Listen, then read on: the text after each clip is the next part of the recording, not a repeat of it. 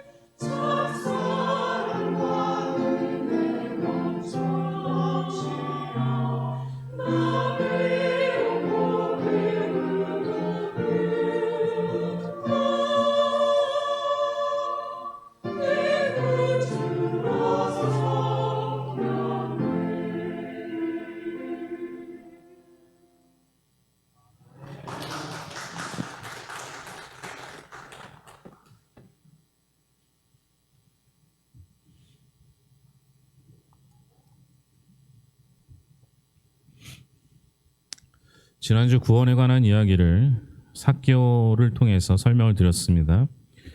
구원에 관한 중요한 내용은 전적인 하나님의 은혜라는 겁니다. 내가 무언가 노력해서 얻는 것이 아니라는 것이죠.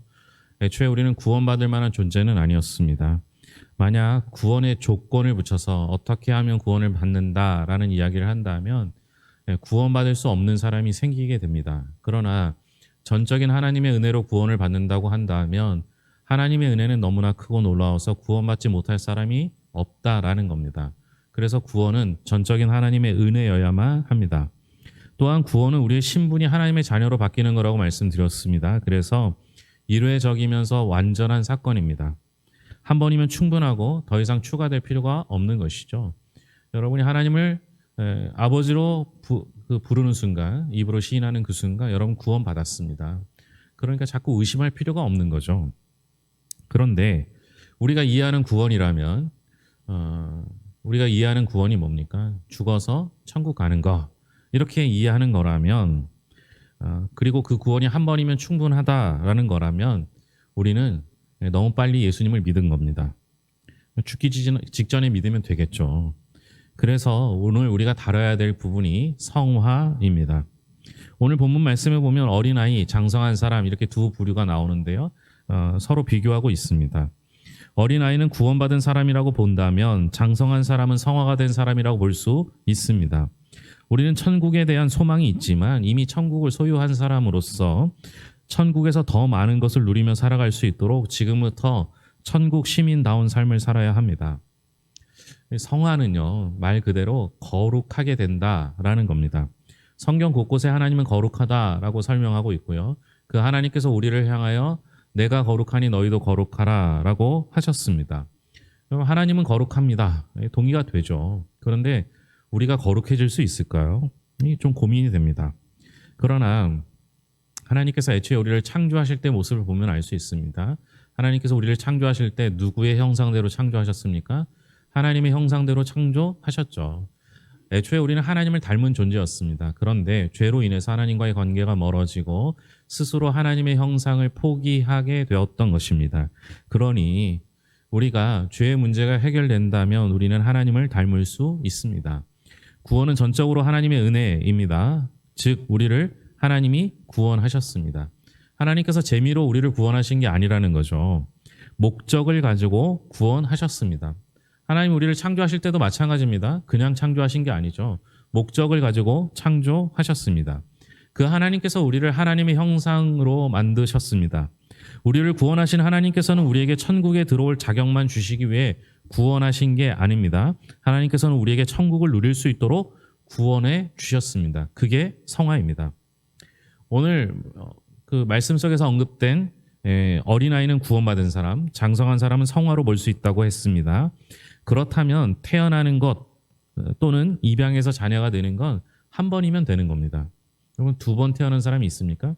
성경에 보면 두 번 태어나는 것에 대해서 얘기하는 것 같지만 사실은 한 번 태어나고 거듭남에 관한 이야기를 합니다. 우리는 두 번 태어나는 게 아니에요. 한 번이면 충분합니다. 우리는 태어나서 자라게 됩니다. 그러나 사람은요 태어나자마자 걷고 뛰는 사람이 없어요. 예전에 텔레비전에서 보니까 송아지는요 태어나자마자 걷고 조금 있으니까 뛰더라고요. 근데 사람은 걷고 뛰고 성인이 되는 데까지는 시간이 필요합니다. 그래서 성화의 과정은 일반적으로 좀 시간이 필요하다 생각하시면 돼요. 물론 하나님이 역사하시면 완전히 변화되는 경우도 있겠죠. 그러나 대부분은 다 점진적으로 변화가 됩니다. 그렇다고 해서 오래 믿었다고 해서 저절로 성화가 되는 것은 아닙니다. 요즘은 내비게이션이 일반화되면서 길을 헤맬 일이 별로 없어요. 근데 제가 운전을 하다가 그 고속도로에서 괴산 음성 빠지는 걸 보고 빠지면 되는데 그냥 아무 생각 없이 음성이라고 써 있어서 난 음성이 아니지 하고 그냥 지나쳐 버렸어요. 그런데 지나쳐 버리는 순간 고속도로는 되돌아올 수가 없잖아요. 앞으로 가다가 빠져야 되잖아요. 그러니까 달리면 달릴수록 목적지하고 멀어지는 거예요. 우리도 마찬가지입니다. 신앙도 마찬가지죠. 여러분 오래 믿었다고 해서 반드시 성화가 그 과정이 더 가까워지는 건 아니라는 것이죠. 방향이 잘못된 거나 잘못된 길을 가면 점점 더 멀어지는 것처럼 우리가 신앙생활의 방향을 잘못 정하면 오래 믿어도 점점 더 성화에서 멀어질 수 있습니다. 태어나면요, 자라기 시작해요. 그래서 태어나는 것과 자라는 것은 따로 떨어지지 않죠. 마찬가지입니다. 우리가 구원받는 걸 칭의라고 한다면 구원받는 순간부터 자라기 시작하는 거예요. 그래서 칭의와 성화는 따로 떼어져서 있지 않고 연결됩니다. 다만 방향과 방법이 중요합니다. 여기서 우리가 고민해야 될 지점이 하나 생깁니다. 우리의 노력으로 성화가 가능할까요? 아니면 우리의 노력이 필요 없다면 방향과 방법도 하나님이 정하시는 걸까요? 기독교의 구원 교리를 나누어 설명한다면 칭의, 성화, 영화 이렇게 세 과정으로 설명합니다. 하지만 이 세 과정을 한마디로 한다면 구원이에요. 칭의, 성화, 영화는 구원의 각각의 단계이지만 한마디로 하면 구원이라고 말할 수 있습니다. 다시 말하면 구원이라는 건 전적인 하나님의 은혜라는 것이죠. 우리의 노력이 아닌 하나님의 은혜입니다. 그렇다면 우리가 해야 할 일은 무엇인가에 대한 고민이 필요합니다. 사도 바울은 내가 그리스도를 본받은 것 같이 너희는 나를 본받으라 라고 말했습니다.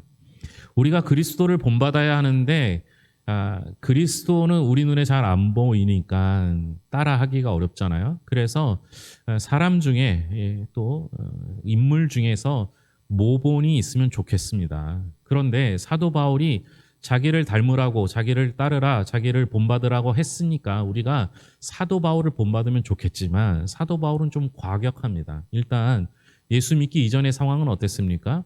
예수님을 믿기 이전에 사도 바울은 회방자요, 핍박자요, 포악자였습니다. 우리 그런 사람 별로 없잖아요. 그죠? 그러니까 예수 믿기 전의 모습도 우리는 사도 바울과 좀 다릅니다. 그리고 예수 믿은 후에 사도 바울이 하나님을 영접한 이후에 어떤 일을 합니까? 목숨을 다하여 선교하지 않습니까? 이것도 좀 우리에겐 부담스럽습니다. 사도 바울은 우리가 본받기 쉬운 인물은 아니에요. 그렇다면 우리가 모본으로 삼아야 될 인물이 있다면 누구겠습니까? 저는 성경에서 베드로라고 생각됩니다. 베드로는 예수님에 의해 부르심을 받았습니다. 이걸 칭의라고 합니다. 우리가 흔히 베드로를 무식한 어부라고 생각하는데요. 성경 어디에도 베드로가 무식한 어부라는 표현은 없습니다. 다만 어부였기 때문에 그 당시 어부들은 대부분 무식했다라고 말하는데요. 여러분 우리 이 동네에도 어르신들 중에서 그 학교를 초등학교 졸업하신 분 아니면 초등학교 졸업하지도 못하신 분들이 있지만 굉장히 지혜로운 분들 많지 않습니까? 그러니까 우리가 단정지어서 베드로는 무식했다 이렇게 표현할 필요가 없어요. 그가 예수 믿기 전에 훌륭한 가장이었는지 아니면 어부라는 직업에서 전문성을 가지고 있는지는 우리가 판단할 영역이 아니에요. 다만 우리가 관심을 가져야 될 부분은 베드로가 예수 믿고 어떻게 되었는가라는 겁니다. 여러분 베드로가 예수님을 만나고 제자가 되지 않습니까? 그리고 그 후에 가끔 능력을 베풀기도 합니다. 놀라운 고백을 해서 주님을 흡족하게도 합니다. 그런데 그 고백 후에 사탄아 너는 나를 넘어지게 하는 자로다 내 뒤로 물러서라 라고 말하지 않습니까? 사탄에 사로잡히기도 합니다. 다른 제자들을 질투합니다. 다혈질 성격도 고쳐지지 않았습니다. 후에 주님의 간절한 부탁에도 감난산에서 주님이 기도하는 그 순간에 잠이 들어버립니다. 칼로 대제사장의 종 말고의 귀를 자르기도 합니다. 주님을 모른다고 3번 부인합니다. 주님이 십자가에 달려 돌아가실 때 도망가고 숨기도 합니다. 주님의 부활을 믿지도 못합니다. 이게 언제 일어난 일입니까? 다 주님의 제자가 된 후에 일어난 일입니다. 그런데 우리가 사도행전을 볼 때 느끼셨는지 모르겠지만 완벽하지는 않지만 초대교회 수장으로서의 역할을 잘 감당하는 것을 보긴 봅니다. 정말 많이 자랐습니다. 어린아이와 같은 모습에서 자란 성인의 모습으로 보입니다. 베드로의 변화의 시점은 언제일까요? 예수님을 만나서 제자가 되었을 때 변화되었습니까? 네, 좀 변화된 것 같습니다. 그런데 왠지 부족합니다. 예수님이 십자가에 달려 돌아가시고 부활하신 후 주님을 만났습니다. 이때 변화됐습니까? 주님을 만나고 또 주님께서 승천하신 이후에 다시 그 사이에 고향으로 돌아가는 모습도 봅니다. 주님이 부활하신 걸 알았음에도 불구하고 그렇죠. 사도행전에 보면 베드로의 변화의 시점이 성령을 받은 후라고 표현됩니다. 시점상 그렇다는 거죠. 베드로가 마지막에 십자가를 거꾸로 지고 순교했습니다. 주님을 더 닮아가기 위해서. 감히 주님이 지신 십자가를 내가 똑바로 질 수 없어서 거꾸로 지고 십자가에서 순교했다는 이야기가 내려옵니다. 상식적으로 생각해 보면요, 예수님과 함께 동행했던 공생의 3년의 기간 동안 많이 성장했어야 했습니다. 그런데 더디 성장했습니다. 예수님께서 십자가에 돌아가실 때 철저한 반성과 회개를 했습니다. 오죽하면 닭 울음소리가 날 때마다 얼마나 마음 아팠는지 늘 울어야 했던 베드로라고 내려오는 전설이 있습니다. 그렇게 처절한 회개 후 변화해야 했습니다. 부활하신 주님을 만난 후 회복의 은혜, 평강의 은혜를 받은 후 변화해야 했습니다. 그런데 정작 베드로의 변화를 나타내는 사역은 성령을 받은 이후에 나옵니다. 여기서 우리는 해답을 얻을 수 있죠. 베드로가 성장하는 가장 큰 계기는 성령을 받은 후, 성령을 체험한 이후입니다. 그의 말과 행동에서 다른 것을 보게 됩니다. 은과 금은 내게 없지만 내게 있는 것으로 내게 주노니 곧 나사렛 예수 그리스도의 이름으로. 베드로는 공생의 사역을 하면서도 자신을 버리지 못했습니다. 자신 위주로 생각하고 자기 중심의 생각을 했습니다. 다른 제자들도 마찬가지죠. 서로 높아지기 위해서 서로 싸움하지 않았습니까? 주님이 돌아가신 후 주님의 말씀을 기억하지 못하고 고향으로 돌아가기도 했습니다. 성령을 받은 베드로는 자기 중심적인 생각에서 주님만을 의지하는 생각으로 바뀌었습니다. 우리가 성화의 비결을 찾는다면 성령을 받은 것이, 성령을 받는 것, 그러니까 나를 비우고 주님으로 채우는 것이 성화의 비결입니다. 쉽게 말할 수 없죠. 노력이지만 또 어떻게 보면 노력이 아니에요. 태어나서 자라면 우리는 무언가 내 자신을 발견하고 발전하려고 합니다. 더 노력하고 더 많은 것을 배우고 더 채우려고 합니다. 그래서 더 가지려고 합니다. 하지만 신앙은 다릅니다. 심령이 가난한 자는 복이 있나니, 심령이 가난하다는 것이 무슨 얘기입니까? 이것은 철저하게 자신에 대하여 절망하는 거예요. 다시 말하면 나는 부족합니다. 나는 연약합니다. 나는 완벽하지 않습니다. 주님이 나를 도와주셔야 합니다. 심령이 가난한 사람은 철저하게 자신에게 절망하고 오로지 하나님께만 시선을 맞추게 되어 있습니다. 한국교회에 유명한 기도회가 있는데요. 우리는 안 해요. 이유는 간증 위주의 기도회이기 때문에 저희가 하지 않습니다. 여러분, 간증은 귀한 거예요. 하나님이 베푸신 은혜예요. 그런데 간증은요, 잘못하면 자랑이 됩니다. 특히 여러분은 그럴 일이 별로 없겠지만 말씀을 전하는 이나 간증으로 유명해진 사람은 똑같은 간증을 수십 번, 수백 번 반복해야 됩니다. 그런데 신기하게요, 똑같은 말을 반복하다 보면요, 내 자신이 감동이 사라져요. 그래서 어떻게 합니까? 과장하게 돼요. 과장하는 순간 그건 다 거짓말이거든요. 간증이 위험한 건요, 내게 베푸신 은혜를 그냥 나누는 정도면 되겠지만 그것을 더 극적으로 만들기 위해서 과장하기 시작하면 거짓말이 돼요. 또 하나 위험한 건 뭐예요? 간증을 듣는 사람이 저렇게 살아야지 올바른 신앙이구나 라고 생각하는 거예요. 그렇지 않아요. 간증은 내게 주신 특별한 은혜예요. 각각의 사람들에게 주신 은혜라는 것이죠. 그렇다면 여러분, 간증거리를 사모할 필요가 없어요. 내가 성령에 붙잡히면 되는 거잖아요. 자꾸만 간증을 보면서 저렇게 신앙생활 안 하면, 저 목사님처럼 살지 않으면, 사도 바울처럼 목숨을 걸고 선교하지 않으면 내가 잘못 믿는구나 라고 오해하기 십상이에요.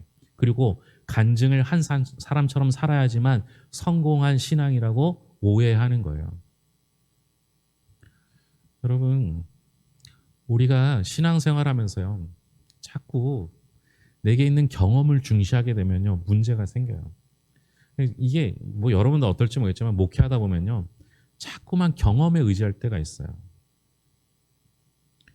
여러분, 우리가 경험에 의지하지 말아야 될 이유는요.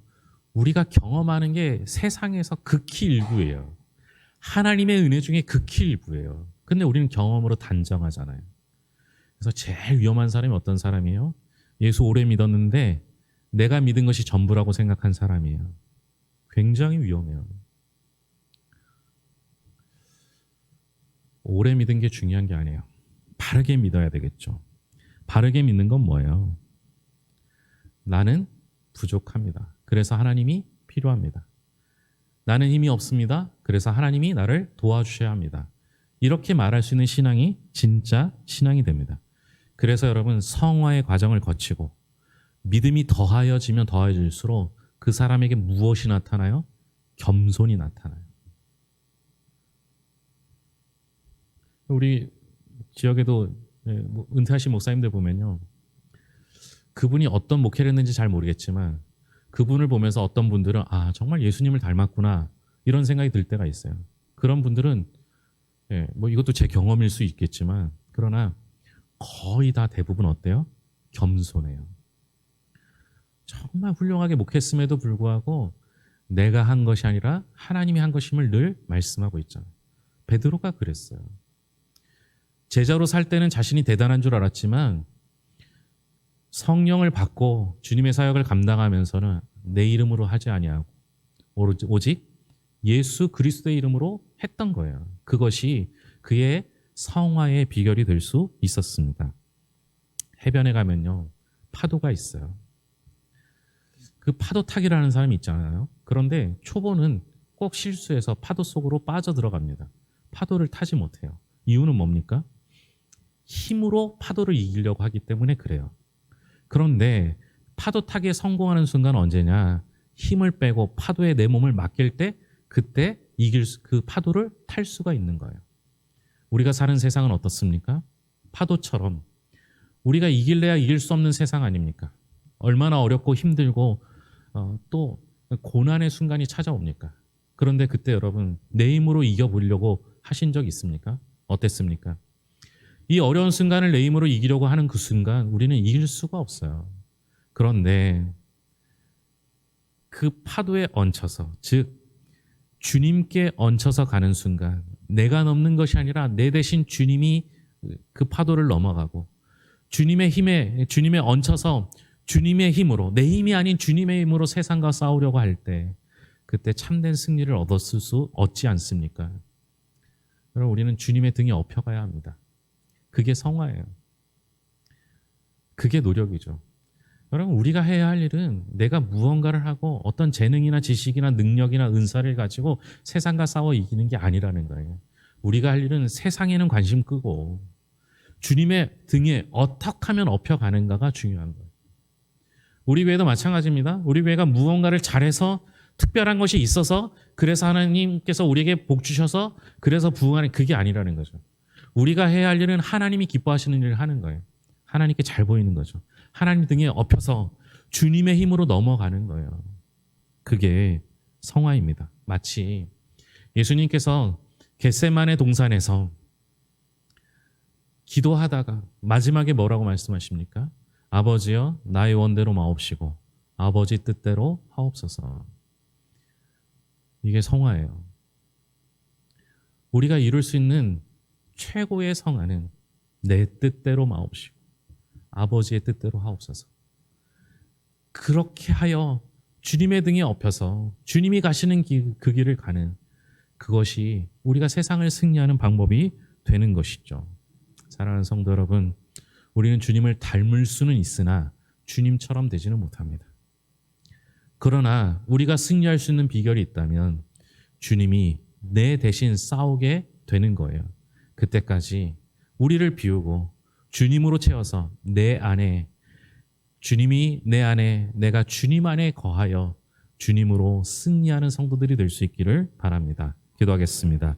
하나님 아버지, 감사합니다. 나는 약합니다. 부족합니다. 그럼에도 불구하고 좌절하거나 실망하지 않는 이유는 우리는 주님이 있기 때문입니다. 나는 약하나 주님은 강합니다. 나는 부족하나 주님은 완전합니다. 나는 지식이 없으나 우리 주님은 모든 것을 알고 계십니다. 내 힘으로 싸우려 하지 않게 하시고 내게 있는 모든 것들을 힘 빼고 온전히 주님께 맡기어 주님이 대신 싸우는 은혜를 경험케 하여 주시옵소서. 과거의 경험은 자랑이 아니라 은혜입니다. 과거의 경험은 기억해야 하며 은혜로 덧입혀 줬음을 믿고 앞으로도 주님께서 내게 은혜 베푸실 것을 기대하는 믿음이 되어야 합니다. 경험이 우리에게 큰 은혜와 믿음의 근거가 되게 하시되 온전히 주님만 의지하는 삶을 살아갈 수 있도록 인도하여 주시옵소서. 오히려 지금 힘들고 어려운 순간이 있습니까? 넘어져서 도저히 더 이상 힘을 낼 수 없을 것 같은 순간이 있습니까? 그 순간 우리의 시선만큼은 주님을 바라보게 하시고 주님께서 우리를 대신해 일하시고 승리하여 주시옵소서. 그날까지 부단히 힘 빼는 노력을 하겠습니다. 주님 우리에게 은혜 베풀어 주시옵소서. 모든 것을 예수님의 이름으로 기도합니다. 아멘.